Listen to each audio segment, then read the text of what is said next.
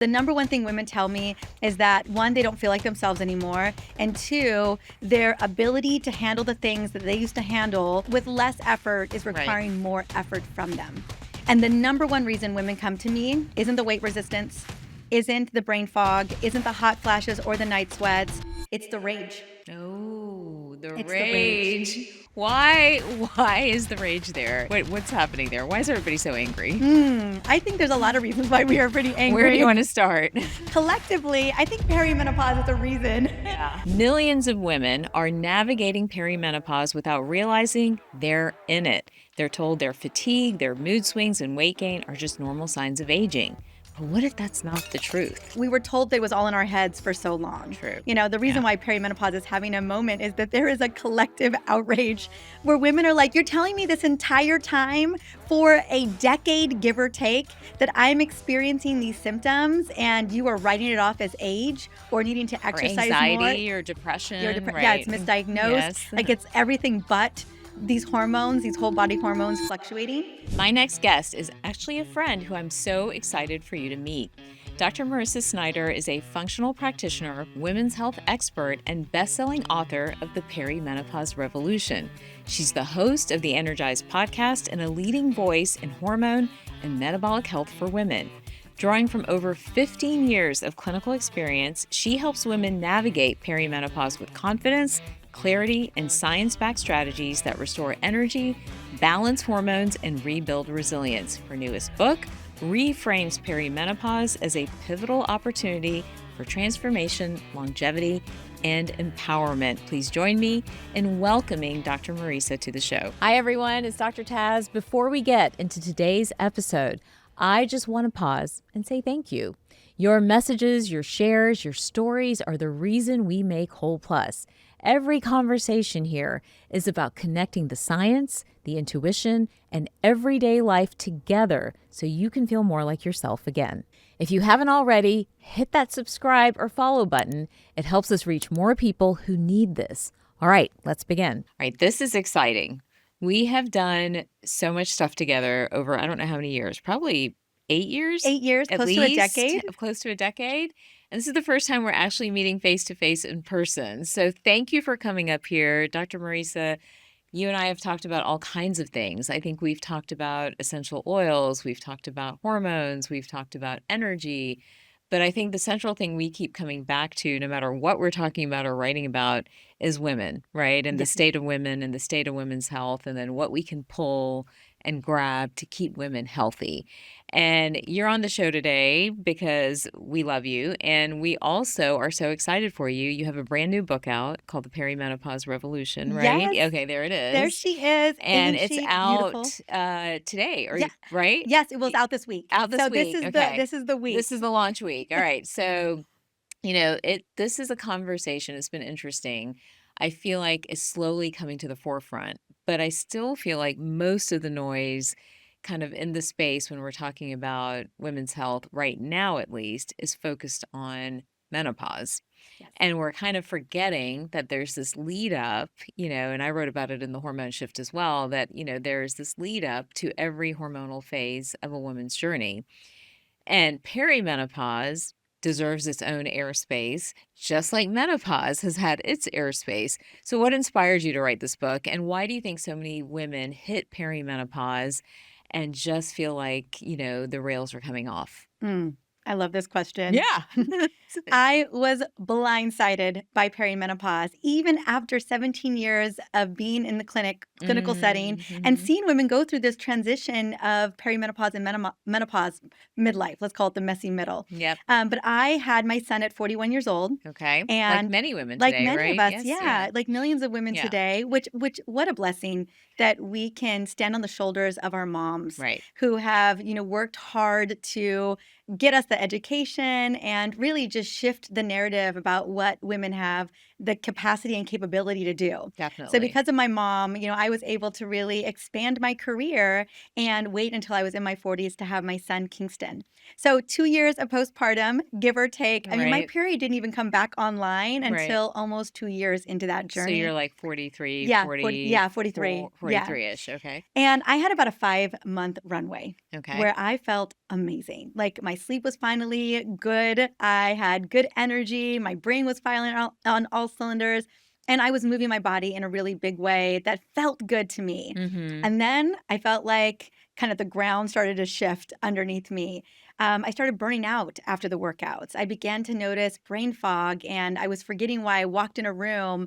I noticed that my energy and my capacity, my stress tolerance just wasn't there. The thing that I noticed the most was that things that were effortless, even 5 months ago, Right. started to feel really challenging. Like I had to over effort to do the basic things.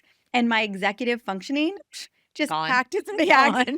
which is what literally we do Right. every day is Right. all of these big executive functioning tasks. And Right. every woman is a CEO of her household, of her work, of her 100%. family. Yep. And when that begins to falter, you begin to question your identity. Yep. And I think that's what you were asking is like, what is going on?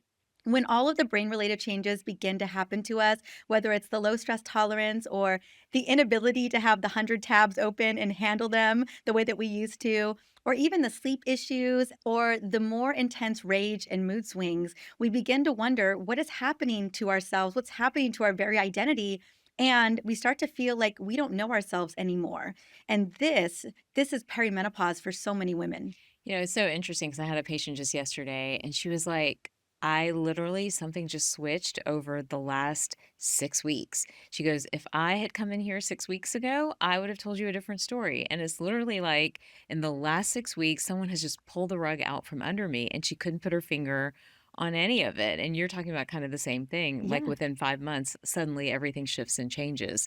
So perimenopause is interesting because perimenopause, many people don't realize has a big age range. It's Yes. not as clearly No. defined as menopause, right? Menopause, we can kind of put like, okay, it's usually starting like mid to late 40s, Mm. usually through your mid 50s or Yeah. so. That 45 to 55. exactly. Yeah. And then you're postmenopausal Hmm. after that, right? So it has a little bit Well, more and we know it's that day and time where when you you haven't, stop, yeah, you don't right? have a It period. stops. Yeah. We can identify that, Correct. It's very clear. Yes. Whereas perimenopause has a very big age range. And Hmm. I think that's the reason why it's like shrouded in almost more mystery than menopause. What do you see women, what is like the number one thing women are complaining about over and over again that might be an early warning sign that they're in perimenopause? And how would you define if we had to put age ranges on Yeah. perimenopause? I'm curious what you would say. Yeah, I want to reverse engineer exactly what you were Yeah.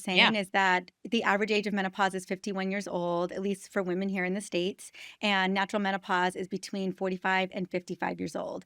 Early menopause would be between 40 and 45, and then premature menopause is before the age of 40. Right. And then we look at this transition, right, where hormones are wildly, erratically fluctuating and ultimately declining towards Mhm. menopause.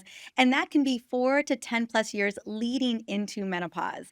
And so let's say a woman goes, they're going into menopause, 48 years old. If we reverse engineer that about 10 years, then she could start experiencing symptoms of perimenopause as early as her late 30s. Yes. But for some women, it can be even earlier. But I would say that for my women, the women in my practice or even in my community, it seems like 42 or 43 is when the symptoms really begin to show up. Mm. And you could have been in perimenopause even a year or so before. For some women, it's like a big shift, Hmm. 6 weeks.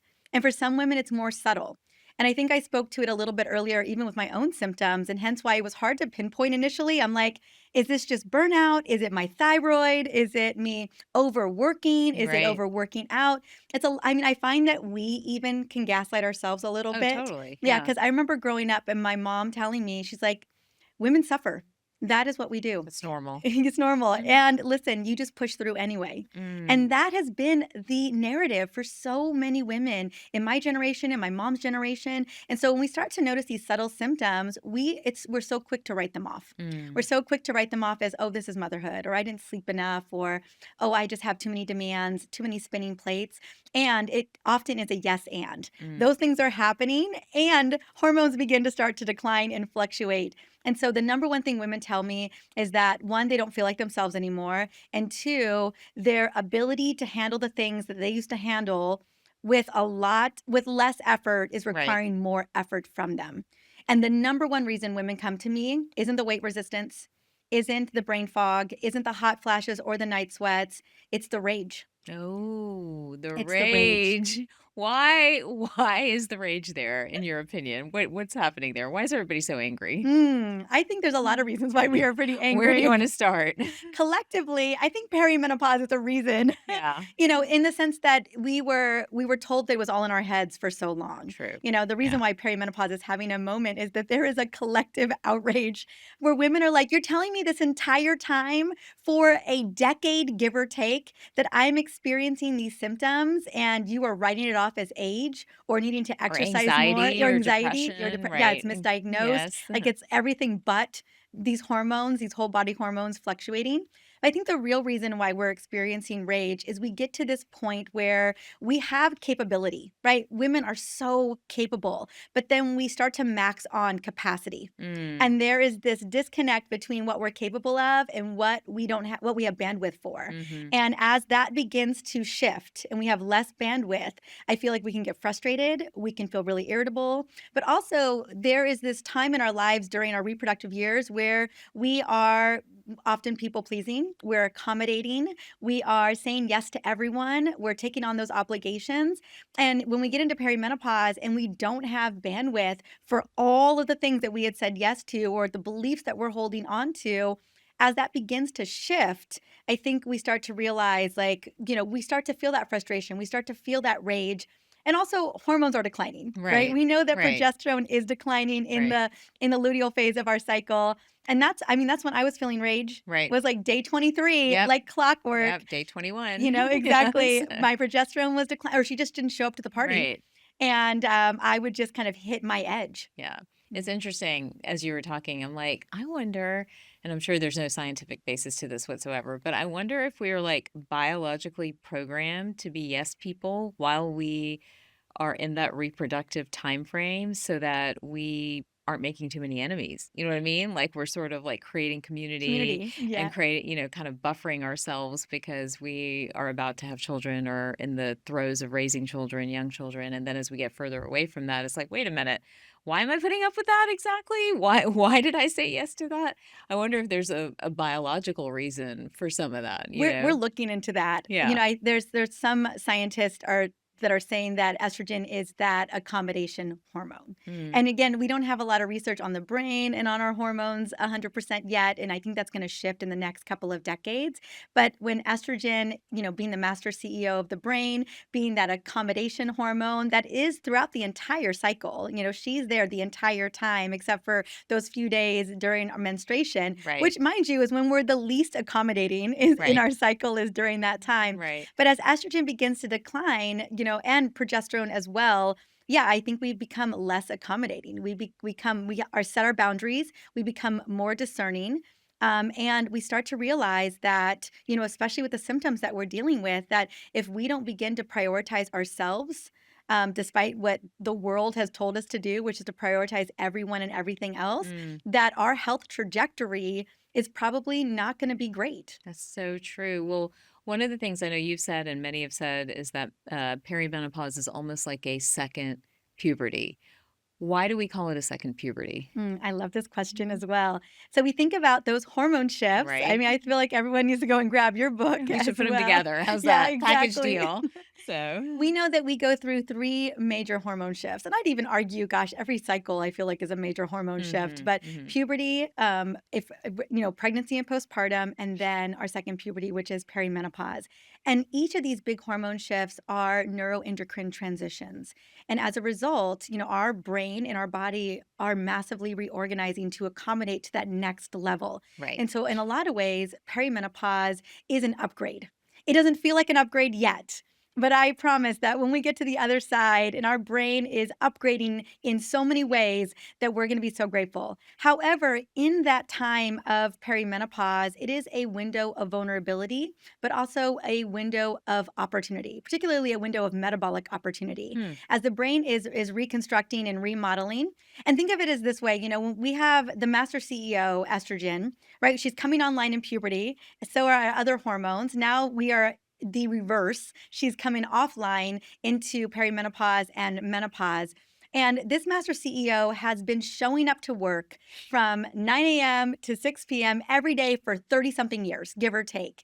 And then all of a sudden in perimenopause, she doesn't show up until 12 p.m., Mm-hmm. doesn't text you, doesn't Slack you, doesn't send you an email or a voice memo, just doesn't show up, Right. goes home at 11 o'clock that night, doesn't show up again until 2 in the afternoon the next day. That inconsistent of these hormones, this profound hormone binding to receptor sites all over the brain can just feel so destabilizing.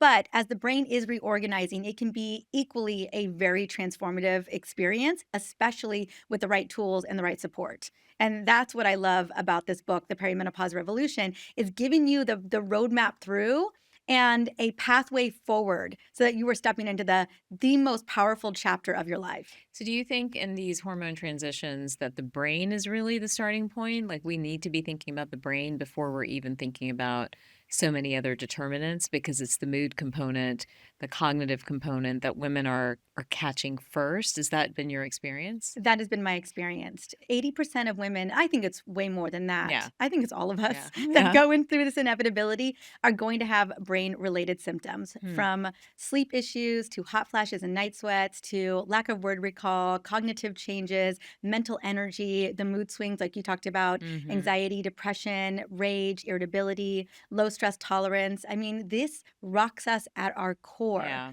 if we are not listening and paying attention, and then also bringing in that proper support, advocating for ourselves, and also bringing in the habit stacks that are going to help move the needle for us. So, I mean, women will tell you, I'm dealing with frozen shoulder or weight resistance, Right. or even obviously menstrual cycle changes are Right. happening, joint pain, inflammation. But the thing that women come to me the most is always going to be the The brain related brain, changes, because it affects everything. It affects their family, it affects their community, and their ultimately it's work. affecting their work and the world. Yeah. When we don't feel like ourselves anymore, it has a profound impact all over the world. And women are so talented and have so much to give. And what we don't want, and I'm speaking for you, but I was talking to a woman about this yesterday who really wants to create programming in the workplace around Mm, understanding what your hormones are doing and how you plan for it and support it so that you don't just opt out. Like the minute, yeah. things hit the fan when it comes to how you're feeling, that you turn, sort of outwardly and be like, okay, I'm quitting, or I'm taking a different job, or I'm doing something different, or I'm downshifting, right? Because I'm not the same person I used to be. I think, for me at least, I'm like, well, let's try to optimize you. Let's try to get you back, if you are having these brain related changes, and let's see what we can do. I think you said something else very interesting, and I hope everybody caught this, is that you differentiated the memory, the word recall, the rage, and the irritability from just this general concept of mental energy. Because many people will notice that their mental energy is going down, but maybe their memory's still just fine, Mhm. or their mood is still pretty stable. But their overall cognitive or mental energy, which is a really important marker of health, that's changing. So now they're crashing in the evening versus still having energy for their families, Yeah. or they're having to take frequent breaks. Or, the other thing that I see a lot and probably personally experienced, honestly, is now to like support that mental energy that is declining and you don't have without the obvious like red flags or big symptoms, you're drinking more coffee or tea or sugar or crunchy chips or whatever it is because you're trying to like get that Get that energy, get energy. it from Yes. somewhere. So what would you tell women, like how if they are trying to figure out what to do, how can they sort of check in with themselves, so that they know it's time to start thinking about perimenopause, to start maybe having a conversation around it? What are some things that you would tell them to do just starting at home in your bathroom mirror and in your bedroom by yourself? What kind of conversation should we be having? Yeah, I love this question as well, Dr. Taz, because this is what sets us up to win. This is how Right. we become the CEO of our health. Even if you have an amazing doctor, right, that is Right. really listening to you, that is a They're team still not member. with Yeah, they're you. not with you Right. Right. 24/7. They're not the big changes like how we future proof our health is what we do every day Right. in our home, how we support ourselves and understanding our bodies, knowing your number, knowing your normals is so important. Totally. I This would is why say, you and I yeah. are in such alignment, because I've said that all the time too. Like, you've got to check things, you've got to track them, because we have to know what's good to know Yeah, what's bad, exactly. And you have So, to know your right, good, your, and I would say right, even so much just your normals. Like what is your energy level? What is your sleep? What is your mood? Like knowing those things, but most importantly, tracking your menstrual cycle. right. This is going to be one of the best indicators of knowing if you are stepping into perimenopause. And more importantly, not only tracking your menstrual cycle every month as that monthly report card, but tracking your symptoms along your menstrual cycle. This is how I knew I was in perimenopause. Months prior to finally knowing I was in peri, I had 2 back-to-back concussions.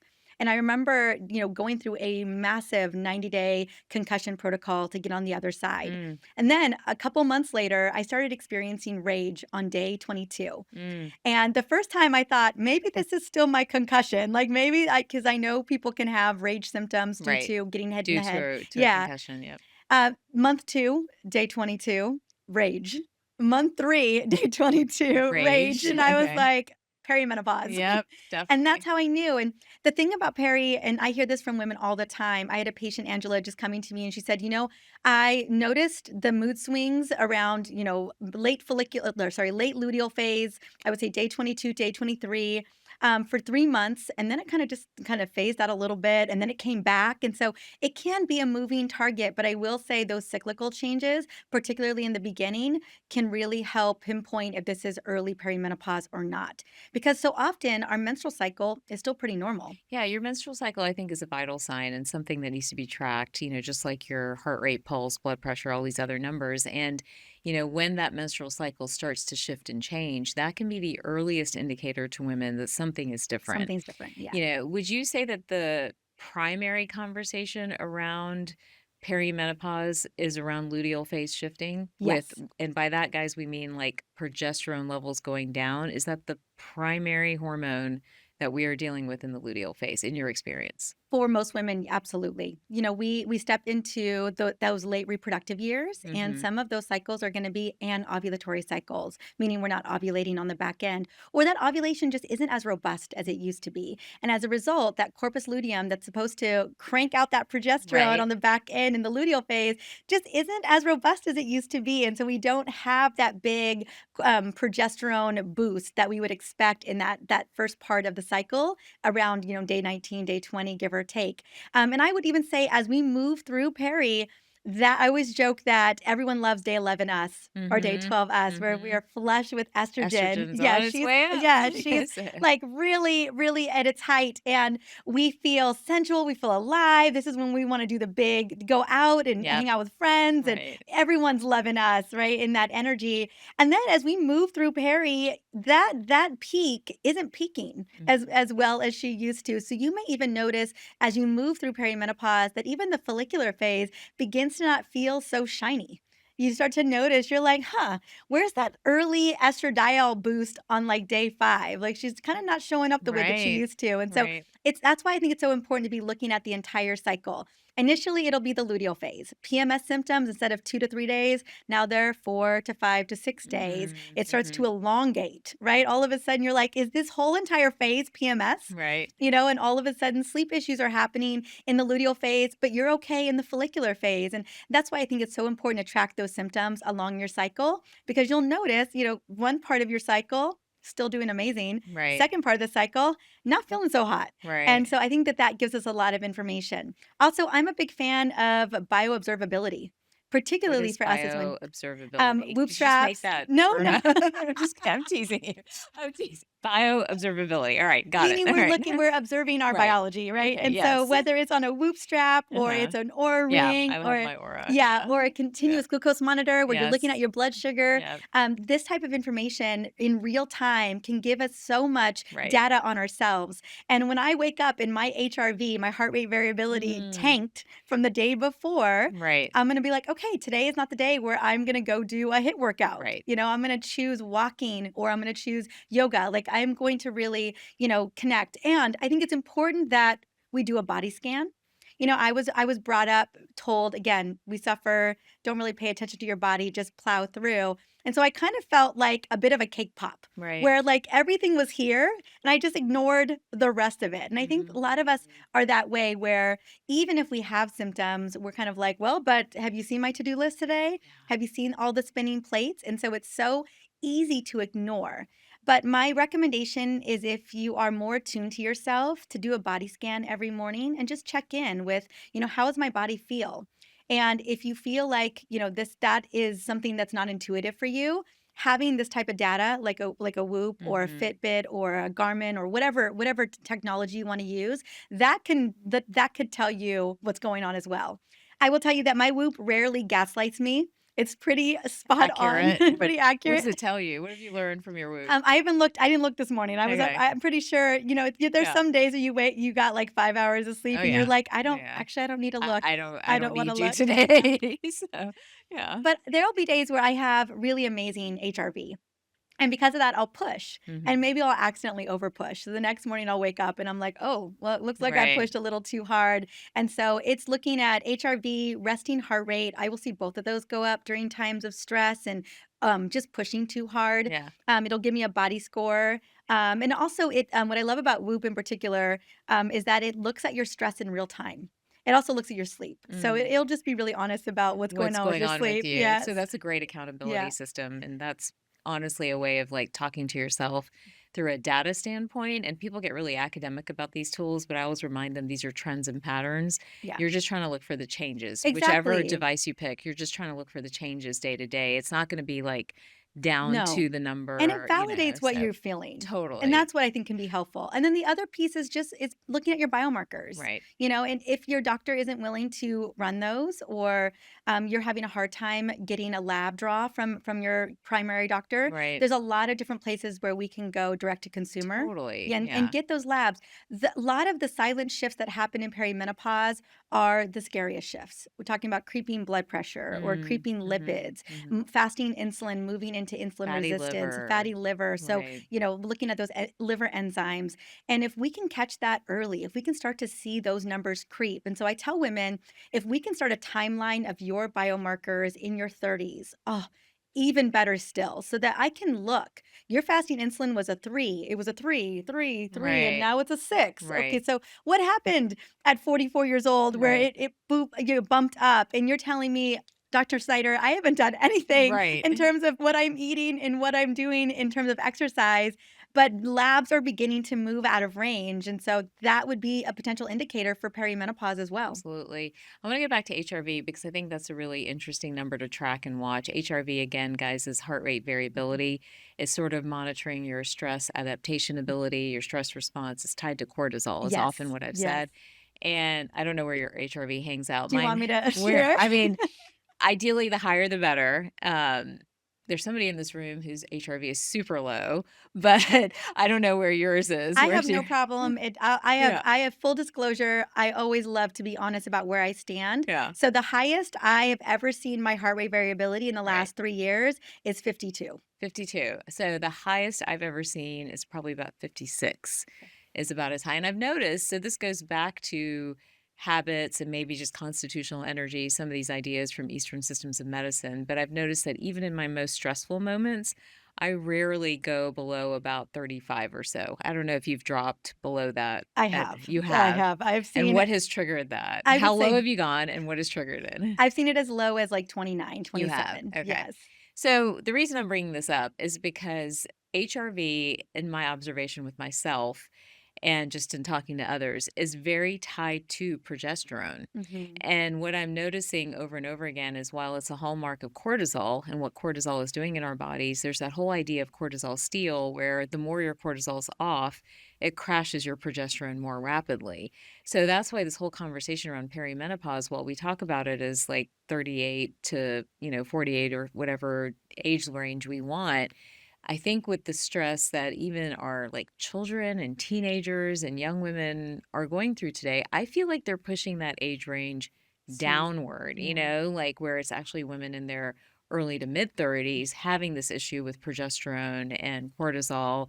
And, if people can walk away with one thing, like check your HRV, see what's happening. Because if it's starting to drop, significantly, and you're a younger person or a younger woman, then you might need to be thinking about this conversation earlier rather than being like, oh, this doesn't relate to me. I'm not 38 yet, that type of Agreed. thing. Yeah. So, And as same as looking at resting heart rate. right. When my HRV, heart rate variability drops, resting heart rate is often going up. Higher. Yes. So Right. you'll see that correlation as well. And I agree with you. I see women every day in their mid 30s Yeah. that have lower or suboptimal progesterone levels and Mm, are dealing with a bombardment of chronic stress. yeah. And the thing about chronic stress is that it's so insidious in the sense that it feels like normal living. I feel like that's kind of where we're operating today. Yeah. We're running from one thing to the next. I always say like you're rushing to Yep. wait. Yep. You don't even know why you're running somewhere anymore. You're just doing it by default.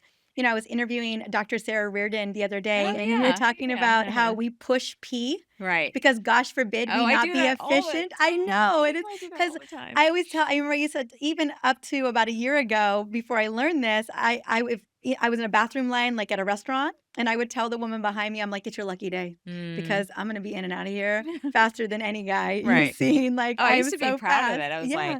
"Oh, I'm a camel. I can, like, hold my urine forever." Because I used to work in the ER until my husband was like, You "You're know, not a camel. You're not drinking enough water." I'm like, "Oh, yeah, maybe that's right. it. That's it. Yeah, That's it." So, hydrate. anyhow. Yeah, we're just plants with big emotions, right? But we need Totally. to hydrate. Yeah. And so I think we don't even realize how stressful life has become, Yeah. whether it's the And chemical how much we stressors. push and Yeah. push. Yeah. And this is where kind of it all I feel like this is where we feel like that rug is pulled. Right. We just don't have the same level of stress tolerance. Right. And, on that luteal side of our cycle, we feel it. Yeah. Again, it's that I don't feel like myself anymore. Something isn't right. And that something is progesterone stopped showing up to the party because the level of chronic stress that we're dealing with So is having high. a profound impact on your entire body. Yeah. Your reproductive system is just one of the systems that's being impacted by that. Very much. I saw this tongue-in-cheek TikTok recently where it's a guy, you guys might have seen it before, but he's like, women should not work. Here's the reason why women should not work at all at any point in their lives. They're not wired to work. They have something called adrenal fatigue. They come into the world with adrenal fatigue, and all that work does is make their adrenal fatigue worse. And I'm They like, come into the world. wow, That's hilarious. wow. What a way to gaslight us It's and kind awful. of be empathetic to us, but also gaslight us at the same time. But what can women do Yeah. once they understand, and they have that aha moment that, okay, it is progesterone, my HRV is low, I'm having issues cognitively, I'm having the rage that you've described so well, it must be progesterone, something's changing in my luteal phase. What's their next step? Great question. I mean, I'm not going to pretend like I don't love oral micronized progesterone. I do. Yeah, And that's not necessarily going to solve the chronic stress issue. right, Like, right, yes, that could help with the progesterone and some of those mood changes, even sleep, but that's not changing how you're operating in the world. right. And I would say like we've got to shift the operating system and how we see things. I think this is a really great opportunity for us to become more discerning. What have we said yes to that we are actually a no to? Mm, So I think perimenopause is the perfect opportunity to say, if this isn't a full body yes, it's a full body no. mm, Get clarity on your boundaries and, be the ultimate delegator. Are there things that really do not need to be on your plate anymore? Or are there boundaries that are compromising your values? Or are you out of integrity with, yeah, with your values? Getting clarity about that. And then another thing that I love is like getting real, like practical, right. is sending the brain safety signals. I was talking to Dr. Menopause yesterday, and we were talking about if you can bookend your day with a morning routine that is only yours, it's not your family's, Right. like they are not on the agenda, and an evening routine that again is only yours, So hard. not your family's, Right. you can get through anything during the day. So give us examples. Yeah. Give us some like very tactical examples that somebody listening, because again, like I say the same things, right? But I also live this life and I know how difficult it is to put into motion. And one of the things selfishly that I love about travel is that I'm like forced to be alone for blocks of time, Mhm. whereas the rest of the time in my life, I'm actually not alone. And so I can actually put these things into motion. I actually did this morning some energy work and some journaling and all those tools that we talk about, and feel amazing. But do I do it every morning when I'm back into the rhythm of the family and, everything going on at home base? I try, but I only really get Mhm. there maybe 3 times a week. So what is it that's blocking us and how do we put this kind of into motion? Mm. I this is such a through line for me because I have a 4-year-old. I mean, believe me, the second I walk out my door or if he's awake, it is mama. And I think kids, there was I read a research article recently that was looking at how many times a child, especially a younger child, Yeah. asks their parents for something, Yeah. and it's 400 times a day. Oh my It's gosh. it's insane. And so I've just decided. I think it's really the decision of Mm, like, how do I want to show up for my family? How do I want to show up for me? And also, yeah, how do I want to feel? I think that's the question I love to ask a lot of my patients. How would you love to feel? yeah. And then that means that I've got to reverse engineer from there. So I've Okay. made a decision that I want to feel energized. Mm, I made a decision that I want to show up with good emotional and mental resilience. And so that means I wake up before my family. mm, And my son and my husband wake up at around 7:15, 7:30. So I'm up at 6:15, gotcha. So you 6:30. have that So time I for have at yourself. least 45 minutes. And Yeah. let me tell you, as a woman in perimenopause that operates with good executive function, I can get a lot done in Yeah. 45 minutes. Yeah. It's like the world is my oyster, Yeah. And so I wake up. I usually do a gratitude practice that takes literally a couple of minutes. I just name off 3 things that I'm grateful for the day. I have my emotional support water. I take my Wait, what's emotional support water? it's my just my electrolyte water. It's Okay. just I I was have it like, everywhere. emotional support I just water. have to have it all the Oh my time. gosh, I Like love it. I was Right. like, "Wait, where is it?" Got I it. would, so I have emotional support water, I take my thyroid medication out the Okay. gate, and I do my body scan. Okay. I also check my biometrics. I'm like, "Okay, what's going on with me today?" Yeah. I head downstairs, and we have a little not a big backyard because 'cause I'm right at the beach, so we Right. don't have a lot of backyard at the beach, and put my feet in the grass. And outside, we have big birds of And you paradise do this every trees. day. I do this every day. And it literally And we're this is talking 45 minutes. this is 45 minutes. Okay. I'm talking 2 minutes. Okay. And one of the things I learned from a dear friend of mine, Dr. Melissa, she talks about how easily we can get into our phone, and that's other Mhm. people's priorities and agendas and things that they need from you. We get into TikTok or Instagram, you get into Mhm. those DMs. Again, it's other people's stuff. You've lost your day. Yeah. Now you're on somebody else's timeline. You are fulfilling somebody else's demands. And if you're a woman who is a problem solver and you are accommodating to everybody, you know how easily you get sucked into Yeah. that. So I do not look at any of that. Yeah, this is still my time. Yeah. I'm still protecting my time. So I put my feet in the ground and I look out 5 to 10 feet. And the reason why I do this is that so often when we're in our screens or we're looking Sit at right our, here. yeah, Yeah. you're just, Yeah. you're not able to Right. even kind of have an intention or daydream or visualize or just be in the space of just your thoughts. And Mhm. so when I look out, there's spiders and there's hummingbirds and there's butterflies and There's a lot going on out there in the there's a lot. morning. It's so I was like beautiful. The cracking sun up is one day. is Yeah. rising depending on the Yeah. time of the year it is, and it's just so pretty. Like my backyard is like this tropical oasis. Yeah. So thank you to my mother-in-law and my husband for being Creating it. landscapers, Oh, and yeah, and wow. so I Mhm. just get to be in that, and I just sit in that for a moment.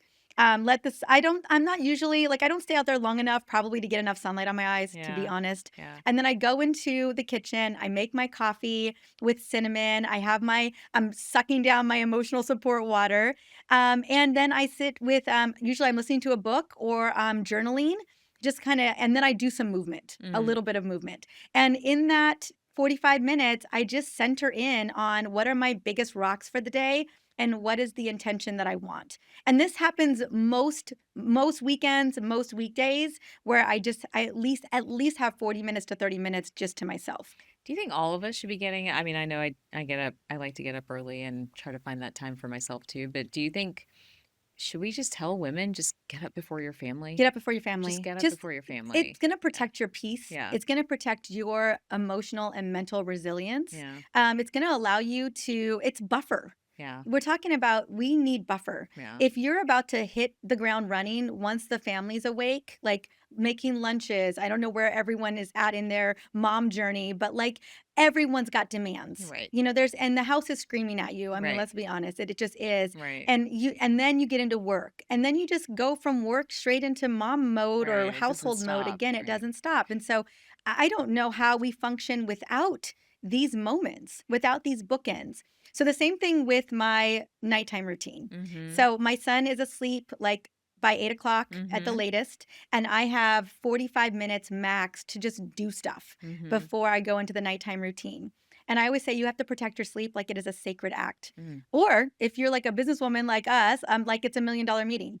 Like, what is Netflix $1 million meeting? Right. Is looking over that email copy a Ooh, $1 million I like that. meeting? $1 million meeting. Yes. Has to be worth that Has to be much. worth that much money. Okay. Is someone Got running it. something by you, Right. responding to a text message or an email? Are those things $1 million meetings? They're Right. not. Okay, what about your teenager that wants you to look at college applications at 10:30 at night?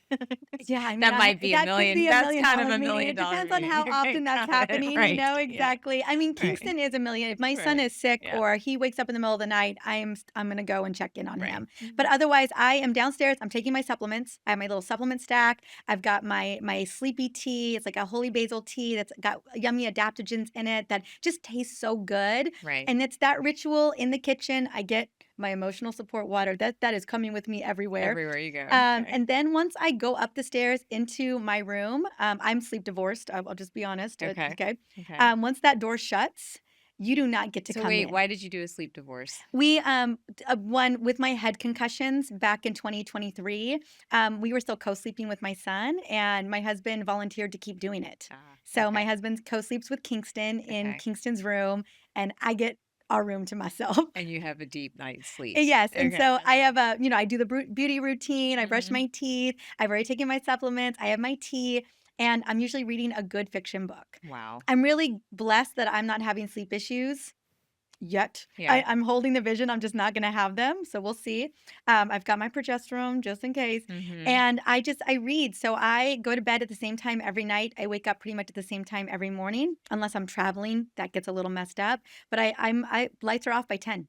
Do you like for women to go, other than like having these great habits in place and trying to manage some of the cortisol that way, should they just beeline straight to progesterone? Or is it worth, in your opinion, trying so many of the herbal formulas, so many of the like micronutrient formulas that are out there? By the time many women come to me, they're in need of oral micronized progesterone. And you like Uh, the oral, not I the do. topical. I Okay. do like the oral. Okay. I really We use want. both in Yeah, practice. yeah. Well, and I love Yeah. both too. I Yeah. think oral for especially. I mean, usually it's for sleep. It's for Mhm. rage. It's to kind of calm that nervous system and to really help support sleep at night for a lot of my ladies. But for the anxiety or the mood swings or the low stress tolerance, I think a topical cream or serum Mhm. can be really helpful as well. So I think it can be a yes and.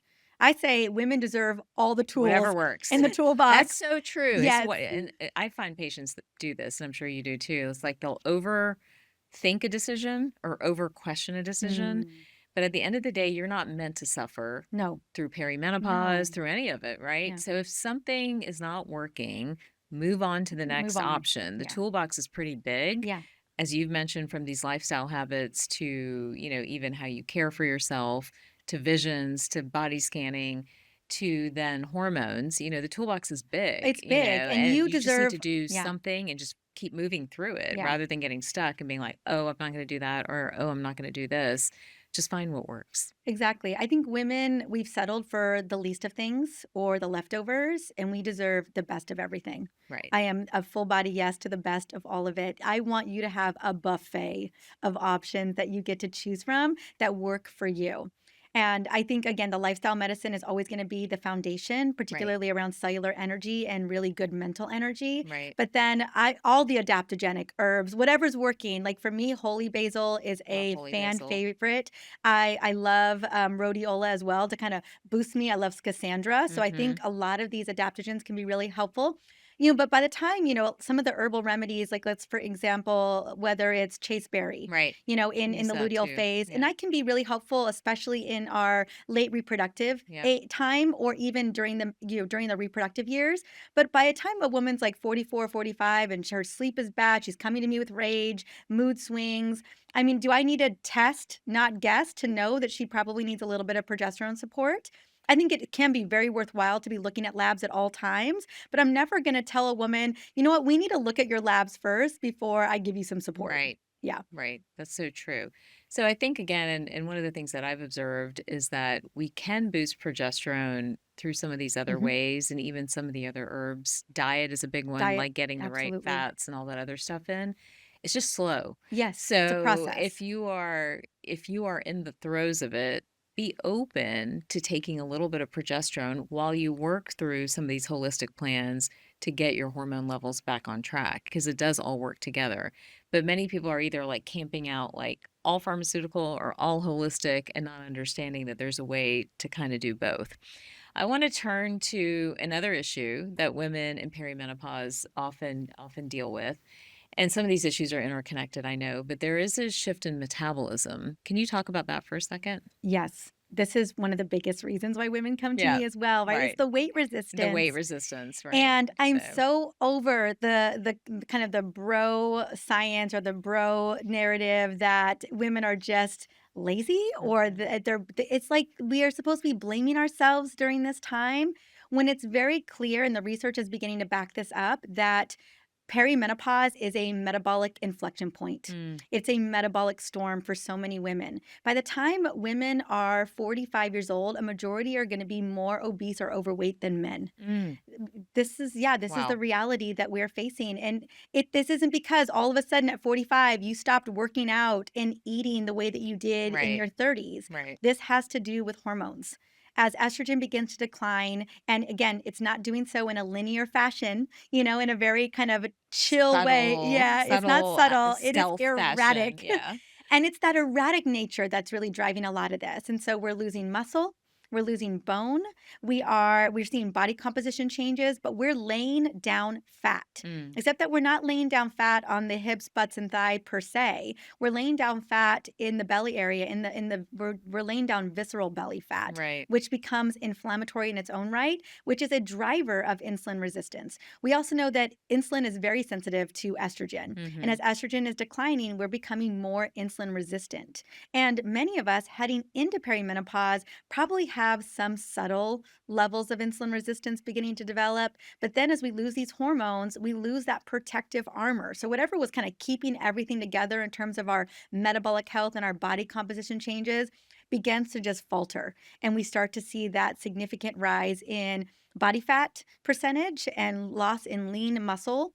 We also start to see those body composition changes. And then nothing is happening linearly. We're also struggling with sleep. Right. We're also struggling with motivation and just having that get up and go Cravings, cravings and all of these energy. things. And Right. so a lot of It's like a loop. it's a cacophony of many different hormones that are shifting and changing without permission. As a result, we start to see this metabolic storm begin to develop. And this is why by the time women are in early menopause, we do see lipids out of range. Hmm. We see more Higher insulin blood resistant, pressure. yes, higher blood pressure. When we see a development of metabolic syndrome become more pronounced in women as they move through perimenopause and menopause. So it's not about willpower and working Mm-mm. out harder and starving and things like that. They need to understand maybe the starting point is your hormones.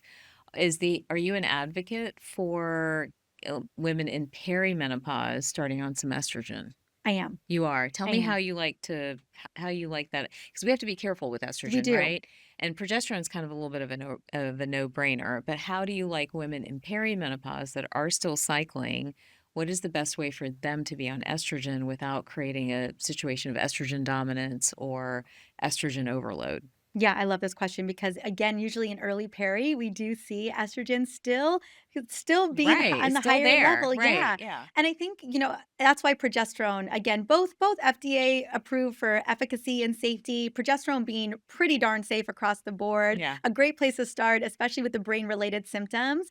But what I find is that, as we creep through perimenopause and a bit slow because it is about 10 years, give or take. I always say that this isn't a transition, this is a career. Yeah. Like, this is a Yeah. huge change that happens over time. None of this is happening overnight, right? And if your symptoms are still not being mitigated well with progesterone and some of that lifestyle medicine, it may be worthwhile bringing in estrogen. However, with estrogen, we need to use it and lose it. Right. So we need to make sure Right. that You're estrogen, yeah, metabolizing we need it. to metabolize estrogen.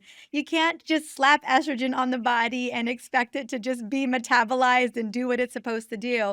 And so I always want to make sure that my ladies have good estrogen detoxification pathways that are open. So they're getting good liver support, they're getting good gut support, they're not chronically constipated, and that they are supporting their overall metabolic health. We need to be good hosts for For hormones. the Yeah. hormones. So Right. in order for them to be optimizers in our body, that's the way that I think about it. But there is research, a preliminary research that's coming out, looking at women who start estrogen in perimenopause are able to mitigate cardiometabolic risk factors and Later. other chronic diseases. And so it's going to be interesting to see. As more research is coming out for HRT and perimenopause versus just looking at menopause and postmenopause. Yeah, I think the biggest challenge most women have with perimenopause and estrogen is, again, are you going to metabolize it effectively? Because you still have a lot coming from those ovaries. So, just very Yes, it's gentle gentle. Oh, yeah. microdose, And I would say that most doctors really do start with low yeah, dose. I don't see definitely. a lot of, and pay attention to the symptoms. Right. Are All of you a like sudden do you have, yes, swelling, swelling your and boobs bloating? hurt, and your heavier periods, you're bloating. You just Right. like, you're like, something isn't right. Like, I feel like women will notice when estrogen is being unopposed and is not being metabolized appropriately. Correctly. Yeah. Yep. You talk a little bit about the 7 pillars of perimenopause, right? Yeah. We've touched on a few of them today as we've been discussing this. What are those for our audience? Like, what are the 7 things I like this that they should be thinking about when it comes to perimenopause? And is it in the book? It's in the book. It's So in the they're book. All literally right. in the book. This is all of part 2 of the book is Okay. breaking down those 7 pillars. The first one is going to be balancing blood sugar. Okay. I think this is one of the Yes. best barometers for your overall cellular energy. We don't have a way of measuring insulin in real time. Right. We just don't. Right. It's a snapshot, right, in Right. a blood test. But glucose, we can look at with a continuous glucose monitor, we can look at your fasting blood sugar every day. We can look at blood sugar variability. We can look at postprandial blood sugar. So, how do we look at that variability? So, that's number one. Number Okay. two is making metabolically healthy meals. This is taking into account hormones. This is taking into account your gut microbiome. This is taking into account your blood sugar and your overall cellular energy. Mm, So that is micronutrient rich foods, antioxidant rich foods, omega-3 fatty acids, probiotic rich foods. I'm not going to lie, a lot of it's plants, right. to support that gut And microbiome. Yeah, variety and too. variety as well. Right. So lots of variety. I talk about averaging at least 20 different types of plants every single week, Wow. moving up to That would be a 30. good Yeah. challenge. 20 different plants a week. Yes, and Okay. technically I talk about 30, but I tell you to, like, "Hey, look at it every day." Oops, sorry, I know I was thank you. Look at it every day and kind of count how many plants you're eating and see if Right. you're at 5 a week or 10 a week, see if you can go up to 15 And it's and then not to servings, 20. guys. This No, is this types. is That variety. means not broccoli every day for dinner or spinach every day or kale every day, but like switching it up. Yeah, like Okay. right now, persimmons are in season Yeah. and pomegranates are in season and different squashes are in season and chard, Swiss chard is really Right. big right now. And so, yeah, go, peruse the farmer's market, peruse some of these places where you can see that variety happen, where you can see the seasons changing your produce, right? It's Mm, really, really incredible. Yeah. interesting. So that is a big part of the metabolically healthy meals. But also, obviously, protein, healthy fats, but omega fats are going to be really important here because I want to reduce inflammation. I think about food as being molecular information. And I always want women to be thinking, Food is molecular information. yes, I love that. yes, You've got a lot of these sayings I know. today. What was it? Like emotional support water, what was the word? Bioobservability. I talk about it Bioobservability. in the book. And then what was this last one? What did you say? Molecular Molecular information. information. Food is molecular Well, and we think information. about these brain-related symptoms, and some of it can be a Right. decrease in energy metabolism or inflammation in the brain. Some research would argue Some researchers would argue that perimenopause is a default state of neuroinflammation. And so I want you to I be see thinking that. about, Yeah. yeah, I want you to think when you're making that meal for you and your family, or you're thinking about that snack, think, is this going to fuel my future brain? Because Mm, that's what's feeding your future brain cells. And if cellular energy and brain energy in particular is the name of the game for you right now, that's the through line I think we should run everything through. I love Yeah. thinking about ourselves that way. Mhm. It's literally like think about yourself as a plant, giving it the most nourishing fuel for it to continue to grow, Yeah. because it has a higher demand. I think there's a higher demand when you get to perimenopause and through any hormone shift that women have, they have a higher demand for quality food, quality nutrients, and all these other determinants.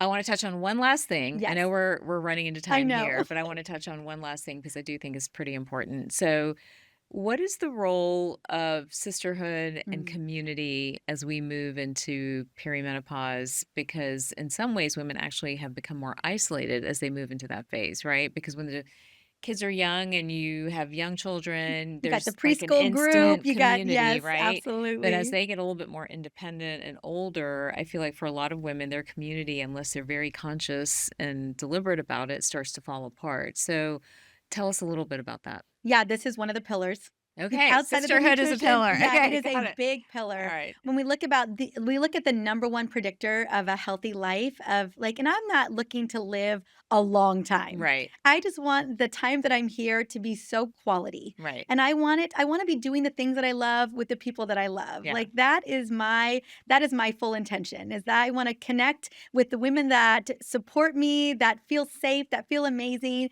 And we know that community is going to guarantee that. It's going to right, be the best predictor for your longevity. And in perimenopause in particular, when you can feel like you're experiencing early dementia and you could feel like your mood swings are all over the place and you're like, what is happening to me right now? There is nothing more reassuring than your best friend going through the same thing. with And you. yeah, Yeah. exactly. Her not remembering what that thing is. I can't tell you how many times my 4-year-old completes my sentences because I forget the word, right? Right. And so I have so many friends where that's the same case where they're just like, "Can you hand me the that?" I'm like, "Your phone? Your Mm-hmm. glasses?" Or why we walked in the room and then we don't remember, Right. why we are even here. And so having community, having women that can hold space for you, what an oxytocin boost. Yeah. What a way to know that we are in this together. And so that's the thing I tell women to double down on. And if you've lost that community, if you've lost that, think about colleagues or women in your life that you can upgrade into friends. I like that. Reach out. I court people all the time. I'm a big courter. You are. I I am, love I it. am, I I am. love I give gifts. I make the plans. I set up the coffee Be that date. I person. am. Yeah, Yeah. I'm the one hosting Friendsgiving. I Yeah. always are. I'm usually hosting like a Halloween party and a Friendsgiving party Yeah. and a little like a gift exchange during the holidays. I have friends coming to me going to the pumpkin patch this Yeah. weekend, and so Amazing. I'm always trying to cultivate that community because that's where I don't know about you, Taz. That's where I feel the Right. most alive. That's where Yeah. I feel like my And we nervous have to make system. the Yeah, effort. I think we get yeah. tired and we don't make the effort, We got to make the effort. but I think it hurts us Yeah, in the long run. yeah. Well, Initiate. the book is available everywhere books are sold, Yes. right? The Perimenopause Revolution. How can everyone connect with you Mhm. and find you? Yes. So you've been on my I podcast have. multiple I times. know. Yes. Yes. Energized with Dr. Marisa because who doesn't need and want more More energy? energy. Yeah. And it's really about helping women navigate into the second chapter of their lives so that it's more vibrant, more energized, and just feeling like it's happening on your terms. The book is everywhere books are sold. I read the Audible book or audio book, so it's on So it's in your Audible. voice? Yeah, it's in my voice. Amazing. Yeah. It's ebook, hardcover. I mean, get in where you fit Incredible. in, whatever you love. I have bonuses at drmarisa.com/book. I'm talking workout videos, more Wow. recipes, meal Okay. plans, symptom tracker, menstrual cycle tracker, complete lab guide with functional lab levels so that Wow. you can be the CEO of your health when it comes to understanding your labs. I mean, again, I wanted women to have a full solution. No more half solutions here. Right. Women deserve everything. They deserve the best of it all. And the bonuses and the book bring everything that I could possibly imagine for women so that they can start making these changes literally today. Incredible. So, everyone, grab a copy and help us educate women about perimenopause. It's not just about menopause, there are hormone shifts happening sometimes much earlier than we all realize. And finally, what makes you whole? Mm, my girls, Your my girls, besties. community, Yes. sisterhood. I love it. We all need to find that community as we go through these different changes and challenges throughout life. So thank you so much because you're a part of my Yes. community. So thank you so much for being here today and sharing this book and your knowledge with us. I know we're going to connect again in the future. I don't doubt it for 1 second. And for everyone else watching and listening to this episode of Whole Plus, thank you for joining us. And don't forget, we post new episodes every week. Before you go, remember healing doesn't happen all at once. It happens in moments. If today's episode gave you one of those moments, subscribe and keep learning with me. The next video is right here and it picks up right where this one left off.